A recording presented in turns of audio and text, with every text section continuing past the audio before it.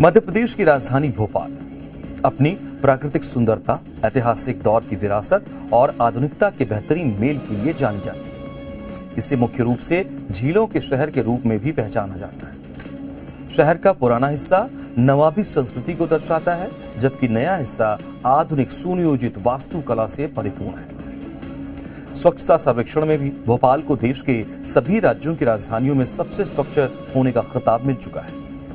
कचरा मुक्त शहर रेटिंग, और इस रेटिंग में भोपाल को 5 स्टार रेटिंग से सम्मानित किया गया। सरकारी आंकड़ों और बड़े बड़े सरकारी बैनरों पर नजर डालें तो भोपाल को लेकर साफ संदेश मिलता है कि शहर सफाई व्यवस्था में मिसाल बन चुका है।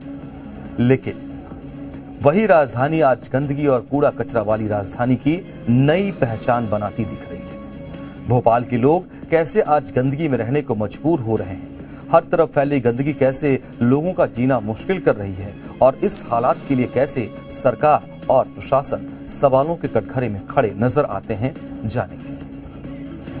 जब जी मीडिया का कैमरा पुराने भोपाल की गलियों, तालाब किनारे, नूरमहल क्षेत्र और सरकारी अस्पतालों तक पहुंचा, तब तस्वीर बिल्कुल अलग दिखाई दी। ये विरोधाभास केवल खड़ा करता है सवाल, और वो ये कि क्या स्वच्छता सिर्फ रिपोर्ट्स और विज्ञापनों तक सीमित रह गई?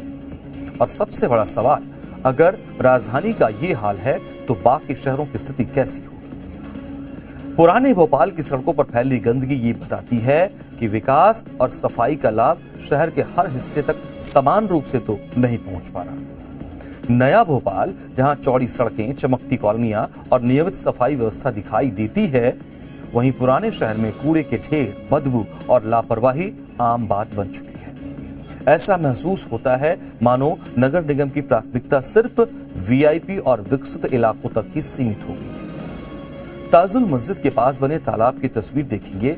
यहाँ लोग कूड़े के ढेर के पास बैठने को मजबूर हैं। यहाँ के दुकानदारों का कहना है कि 3 से 4 दिनों तक कूड़े का ढेर नहीं उठाया जाता। शिकायत करने पर भी कोई सुनवाई नहीं होती। नया भोपाल जरूर आपको चमकता हुआ नजर आएगा, लेकिन पुराने भोपाल के लोगों को भोपाल नगर निगम ने गंदगी के बीच रहने के लिए मजबूर कर रखा है। आप ये तस्वीरें देखेंगे कि ताजुल मस्जिद के पास की तस्वीरें हैं, और ये आप देखेंगे कि यहाँ पर बड़ी तादाद में लोग जो है नमाज पढ़ने के लिए भी पहुँचते हैं, और आसपास जो है कई बड़े हॉस्पिटल है, कई दूर से लोग इलाज कराने के लिए भी यहाँ आते हैं। और तालाब किनारे यहाँ पर लोग शाम के वक्त कई बड़ी संख्या में लोग यहाँ पर दिखाई देते हैं। अब आप यहाँ देखेंगे कि कितने कूड़े के ढेर यहाँ पर लगे हैं, और उसी बीच यहाँ पर लोग बैठने के लिए मजबूर भी है।